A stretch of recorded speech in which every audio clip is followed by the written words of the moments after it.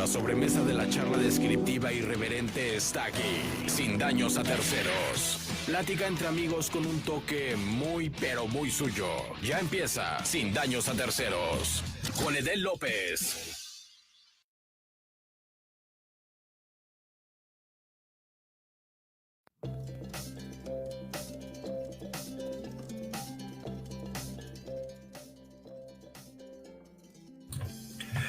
Amigos, muy buenas tardes. Hoy estamos en un nuevo programa de Sin Daños a Terceros, transmitiendo para todos ustedes aquí a través de la señal de permanencias voluntarias. Y en este momento nos encontramos en este segundo programa de esta 12ª temporada. No sé cómo llegamos a 12 temporadas, sinceramente.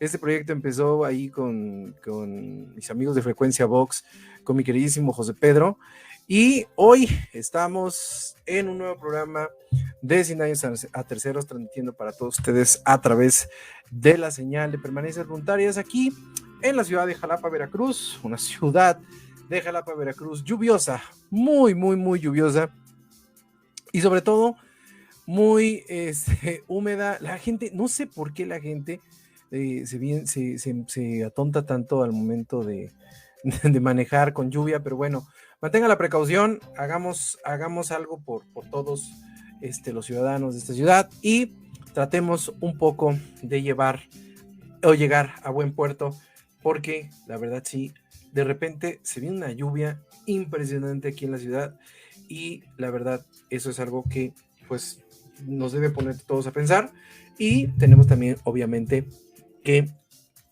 hacer las cosas lo mejor que podamos para poder llegar. Y también, como no, los saludamos a todas las personas y también les recordamos todos los programas de permanencias voluntarias. Tenemos el día de hoy Sin Daños a Terceros, el día de mañana el programa Sin Nombre con mi queridísimo Dougie Olivares, el jueves nuestro programa de terror, nuestro primer programa de terror de esta tercera temporada que tenemos ahí con nuestros programas de terror ahí en Cerca de la Oscuridad. Tenemos también Descabellados por el Cine el día sábado y la resumida de permanencias voluntarias ahí en Cinemaguismo, que es algo que hacemos todos con todo cariño aquí a través de Sin Daños a Terceros. Y hoy nos toca hablar de un tema muy interesante.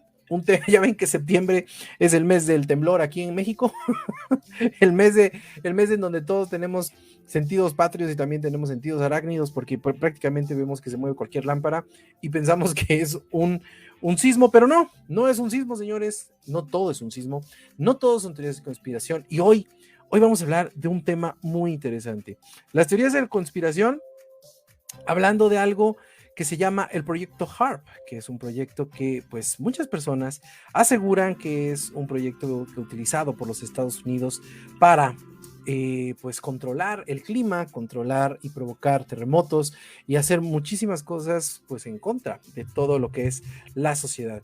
Y obviamente en esto pues tenemos que hablar aquí en Sin Daños a Terceros. Vamos a hablar de esto, que es las teorías de conspiración, el proyecto HAARP. ¿Es cierto o no es cierto? Vámonos primero con esto que es el rapidín. ¿Qué te parece si nos echamos un rapidín, sin daños a terceros?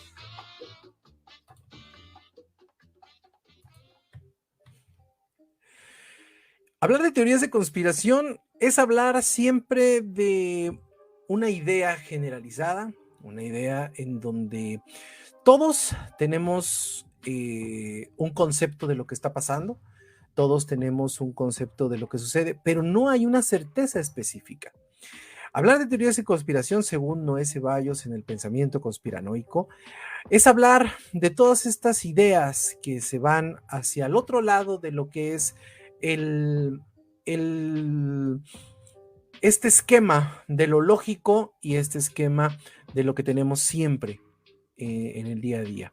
Y al parecer, estas situaciones se convierten en una especie de forma de vida para algunas personas. De hecho, en Estados Unidos hay congresos de conspiranoicos, hay congresos de terraplanistas también, por ejemplo, en donde tratan de ir en contra de lo que es una mentalidad colectiva.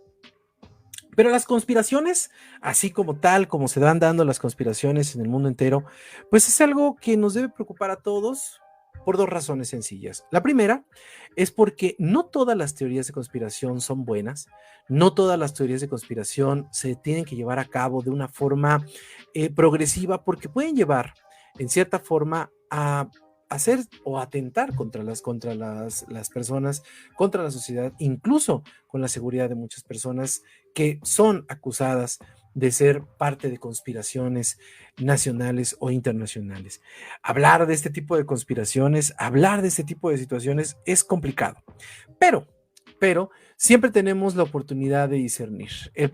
La ventaja que ha sucedido en todo esto, o la ventaja que tenemos como personas, es que tenemos la oportunidad de discernir, la oportunidad de hacer muchas cosas, de investigar, y lo que hoy tenemos en el Internet, lo que tenemos a la mano en toda la información que tenemos, tanto en la televisión, tanto en el Internet, tanto en las redes sociales, nos ha ayudado un poco a entender que no todas las teorías de conspiración son ciertas y probablemente, no lo sabemos, muchas de ellas también puedan ser malas.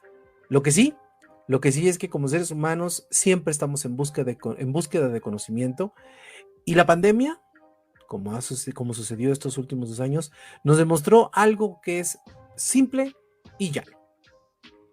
Tenemos el conocimiento de todo y a la vez somos ignorantes de todo. Y así comenzamos este programa de Sin Daños a Terceros. Fíjense que tenemos que hablar de estas teorías de conspiración porque es algo importante.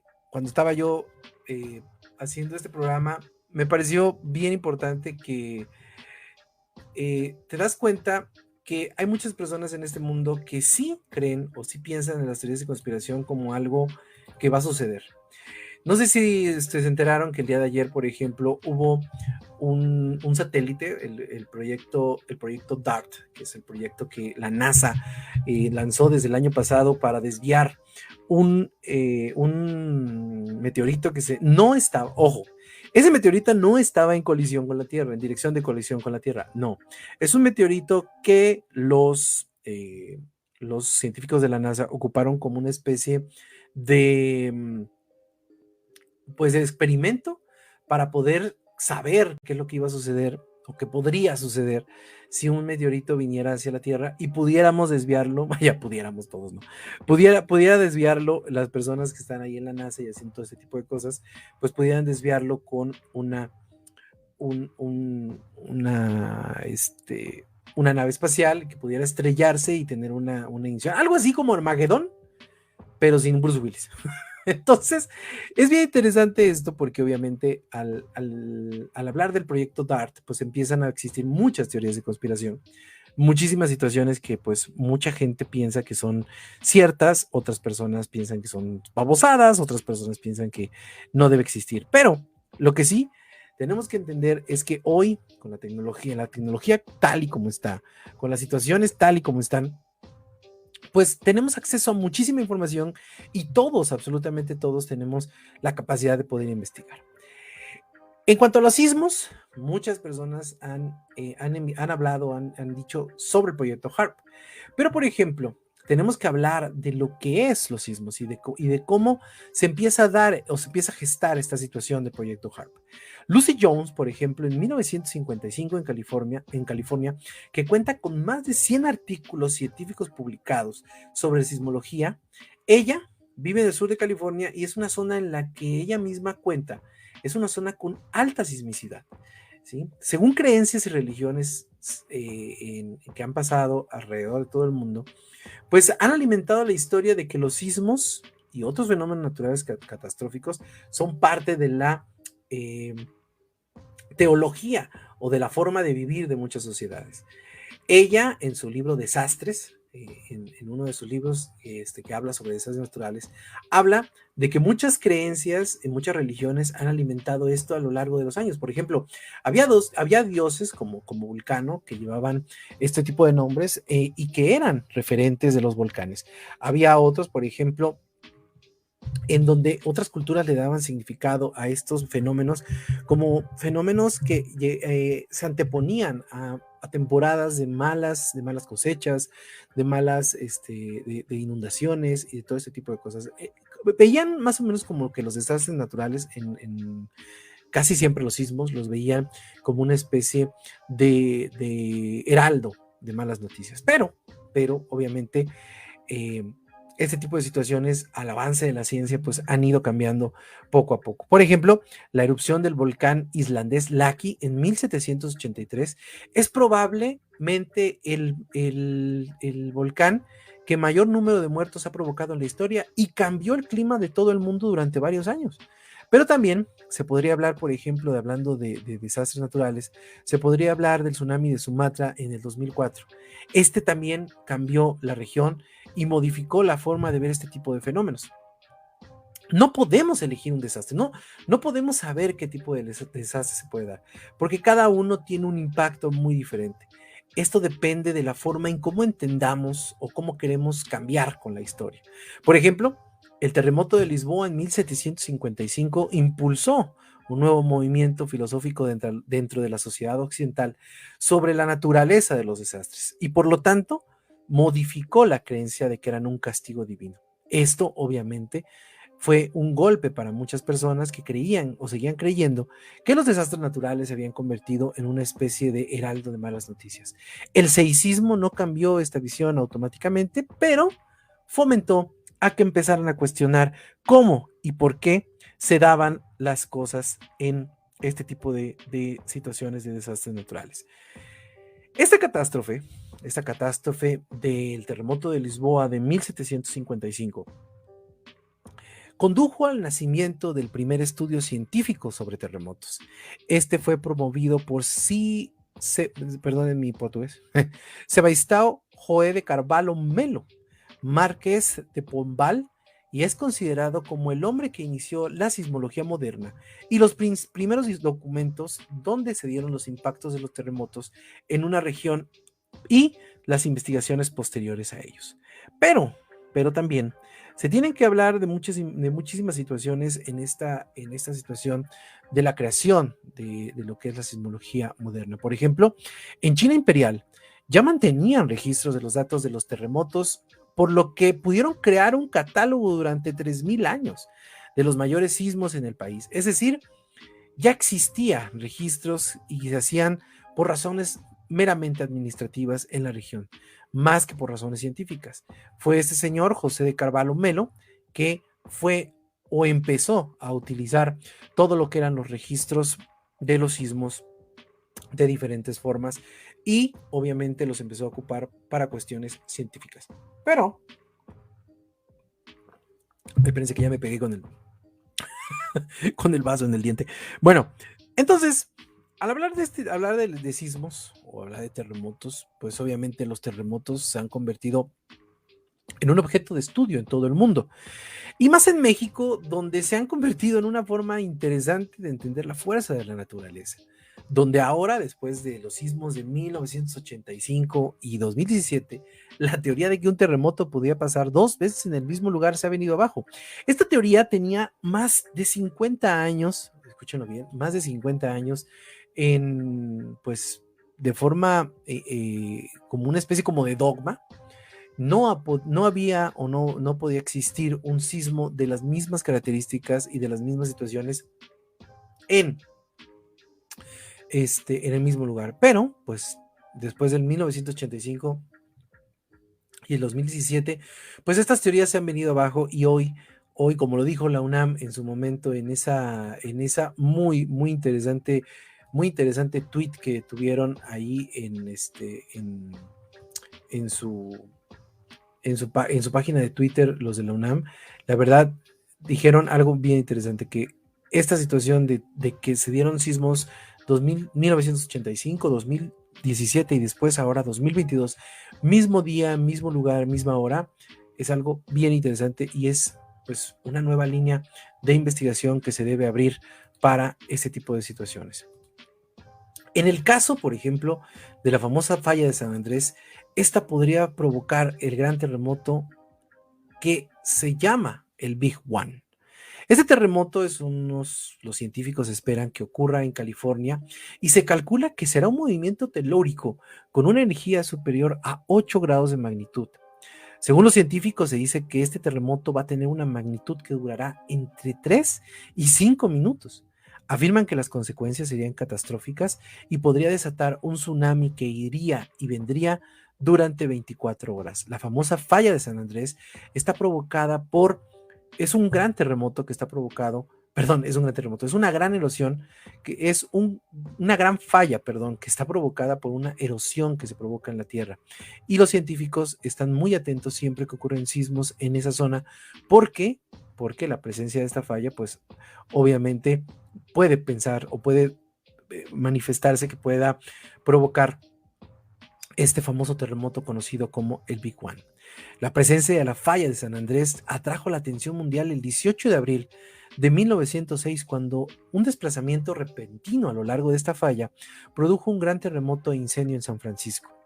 Sin embargo, fue uno de los muchos sismos que han resultado del desplazamiento episódico de esta falla, y a lo largo de su vida, de aproximadamente de 15 a 20 millones de años dentro de la falla, han existido alrededor, desde que se tiene uso de los registros, han existido alrededor de 50 sismos un poco mayores a 6 grados.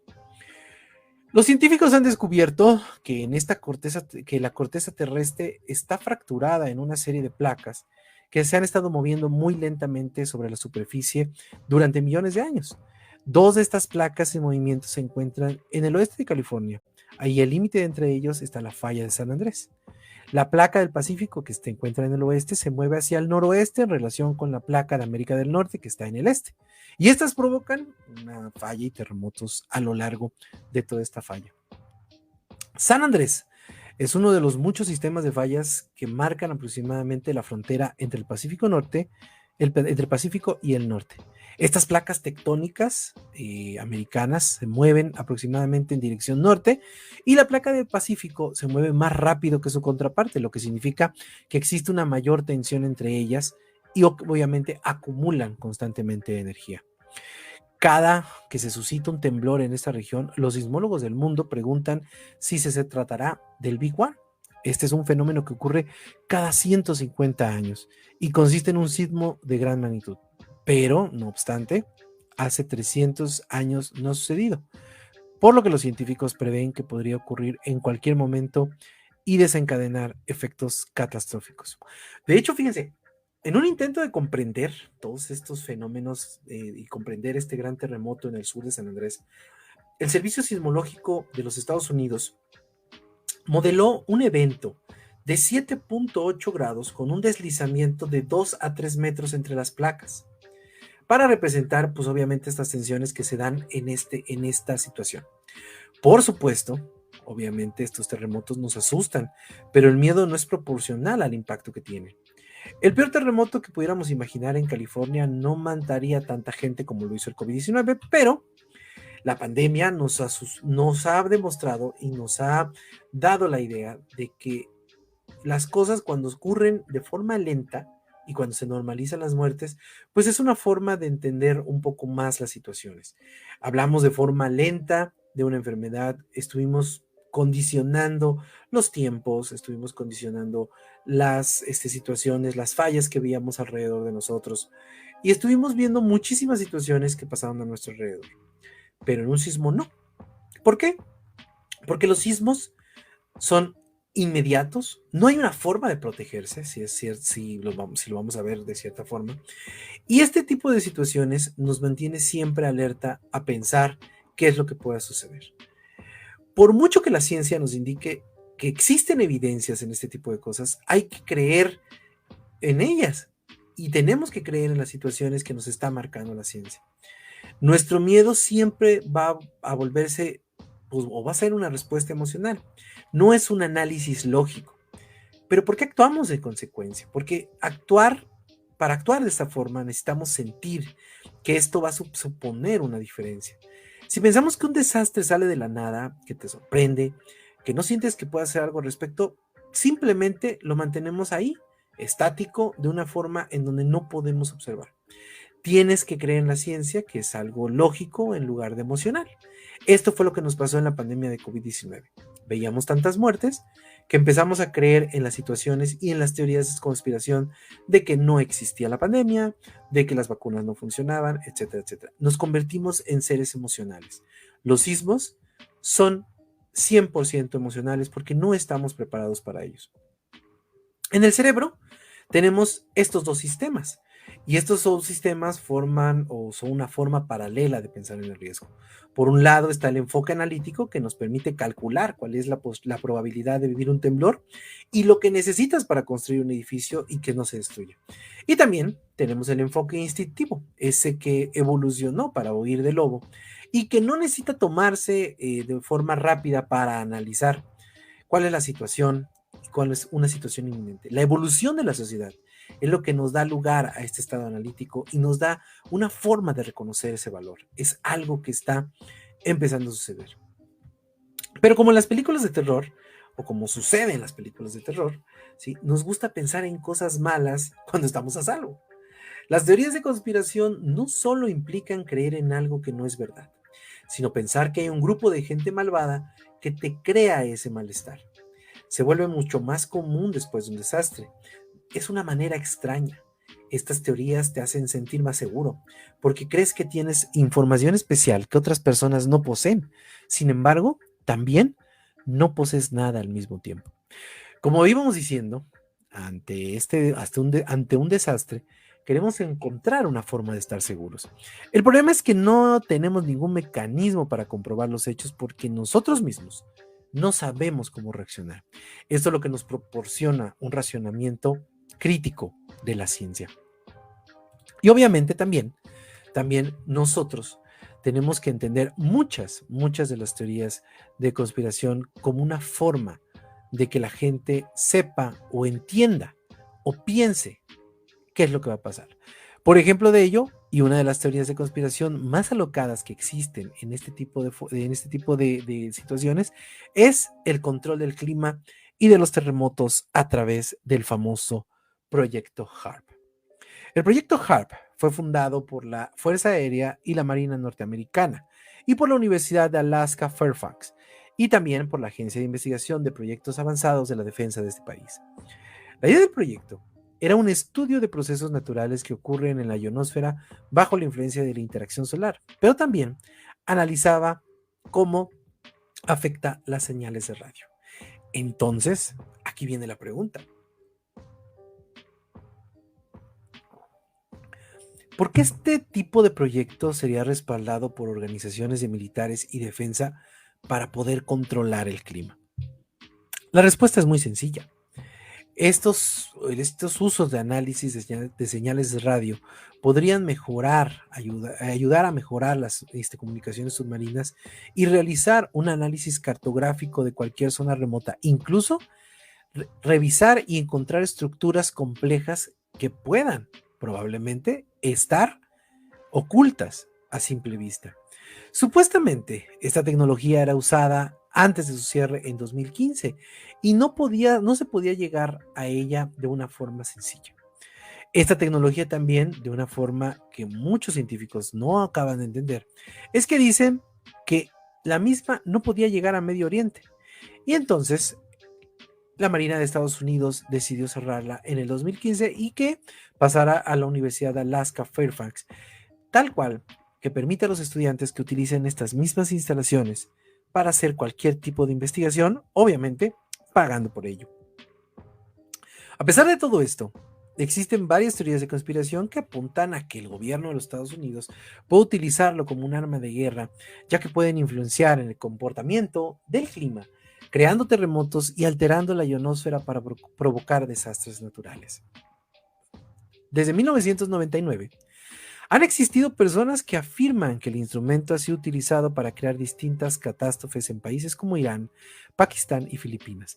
De hecho, por ejemplo, se ha hablado que en el último sismo que hubo en Pakistán fue precisamente porque se utilizó el proyecto HARP para, pues, mover las placas y poder hacer el terremoto ahí, algo que científicamente es incorrecto.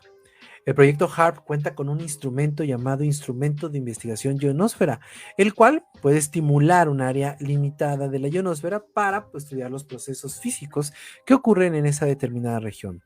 Ese es el momento principal involucrado en las teorías, pero distintos investigadores y expertos como Uman y Nam de la Universidad de Stanford aseguran que la energía implementada por HARP difícilmente puede pelear contra los sistemas climáticos de la Tierra.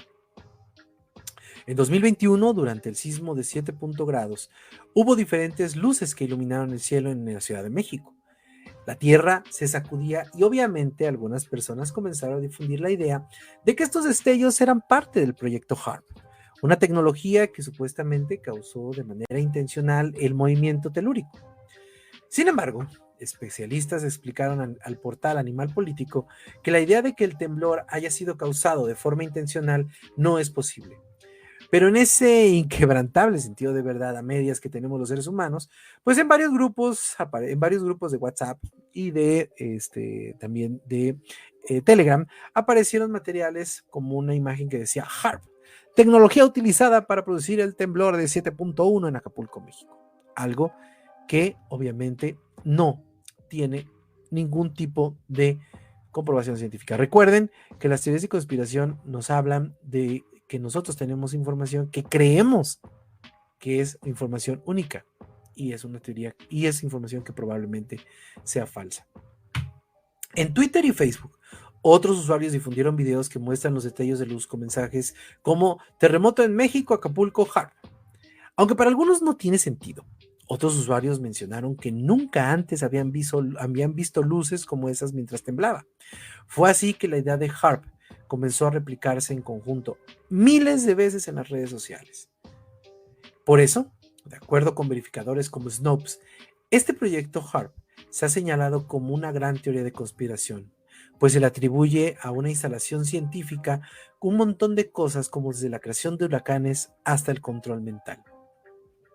En 2010, de acuerdo con NBC News, el líder venezolano Hugo Chávez afirmó que el proyecto HARP o este programa desencadenó el sismo en Haití.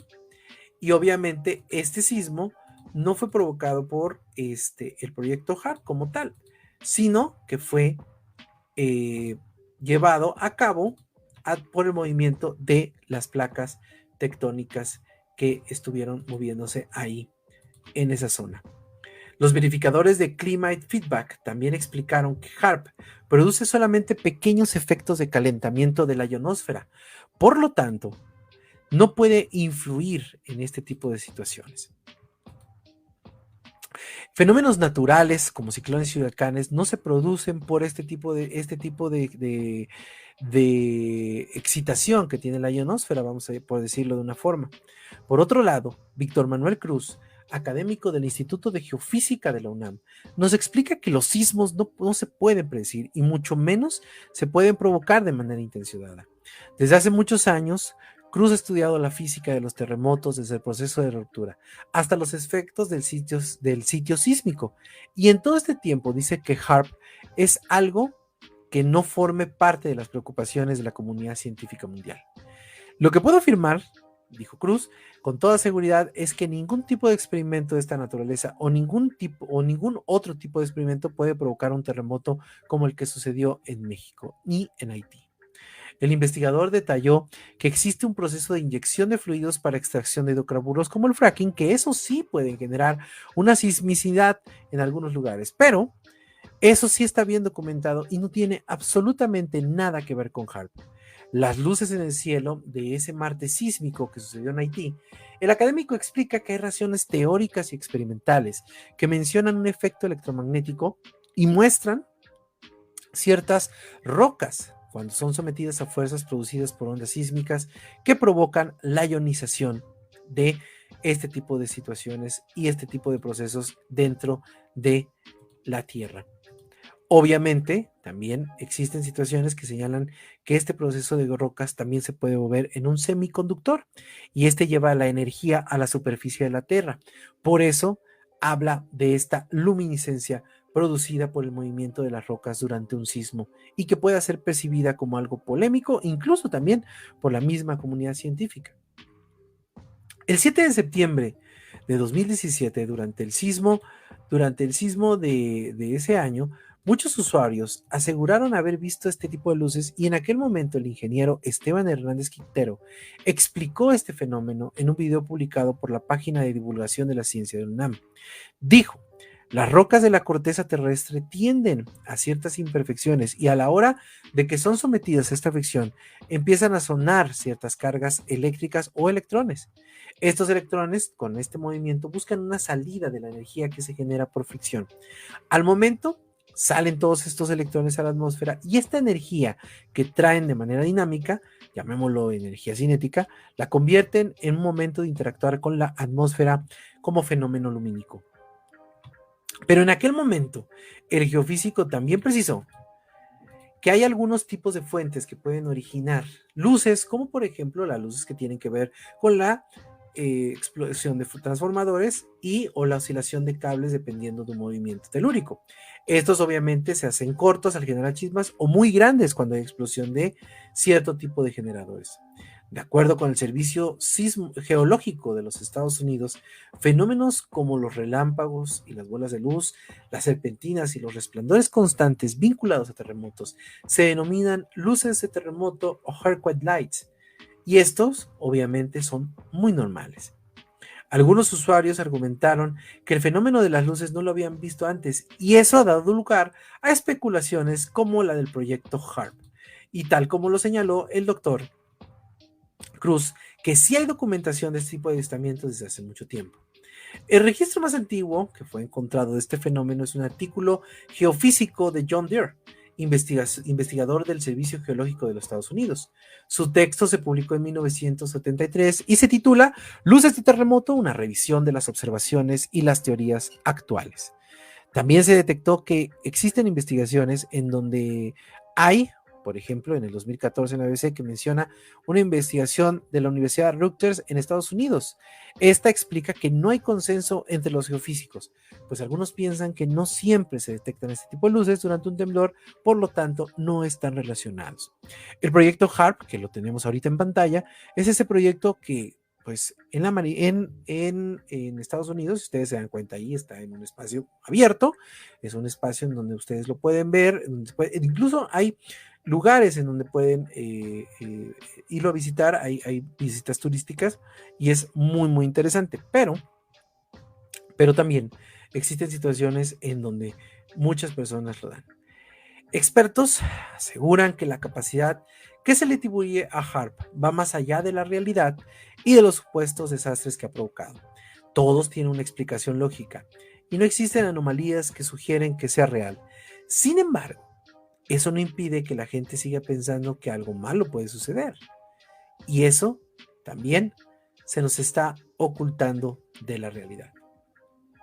Y miren, no sé si sea cierto o no sea cierto, no sé si estas situaciones lleguen a pasar o no, pero algo que sí tenemos que estar o tenemos que tener muy en cuenta es que hoy las teorías de conspiración se han convertido en una situación que poco o mucho ha abonado a este mundo, ha abonado a toda la información que corre día a día. Tenemos que ser muy cuidadosos con las famosas fake news, tenemos que ser muy cuidadosos con lo que decimos, con lo que proyectamos, con lo que compartimos, porque si nos damos cuenta o si tratamos de entender un poco cómo va corriendo la información de persona a persona, podemos existir muchas personas que tenemos acceso a la información y podemos ayudarnos a entender un poco más cierto tipo de fenómenos, pero hay otras personas que no, y es ahí donde las fake news son terreno fértil para ese tipo de personas y puede provocar incluso la muerte para algunos de ellos. Y aquí, y con esto terminamos este programa de Sin Daños a Terceros. Mi nombre es Ede López, nos vemos la próxima semana en un nuevo programa aquí, en Permanencias Voluntarias. Mi nombre es Ede López. Hasta la próxima.